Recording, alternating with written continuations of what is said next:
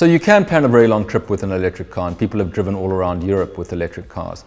The average electric car does 350 to 500 kilometers on one charge, so you have quite a long range. But there isn't a huge amount of charging infrastructure everywhere. So at the moment what we see is that there's starting to be a good infrastructure in cities for electric vehicles, but the infrastructure rollout has not been that good into the countryside yet. And obviously this will change quite quickly as there's an increase in electric vehicles.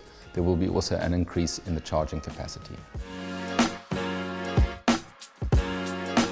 That is boring and unboring. At the moment it's a bit boring because there are too many electric scooters on the streets, and what we see is piles of electric scooters blocking up the pavement. With the right amount of electric scooters used properly, it's a great solution, very unboring. You can get around quickly from A to B without any noise or pollution.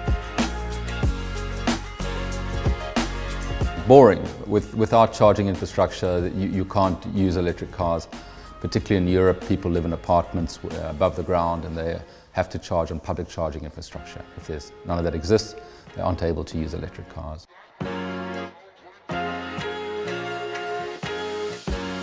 Very unboring. The beauty about the future of mobility is that motor cars will come in to our lives on a shared platforms, and we'll use different types of motor cars as when our needs change or as when our budget change.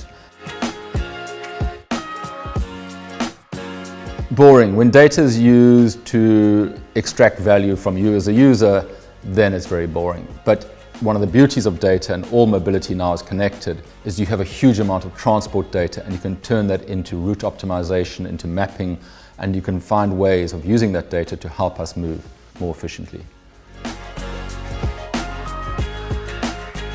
Unboring. I think autonomous cars are going to give us a whole new way of interacting with our vehicle, and obviously one of the things that has become very boring in our lives is sitting in traffic and having to hold on the steering wheel.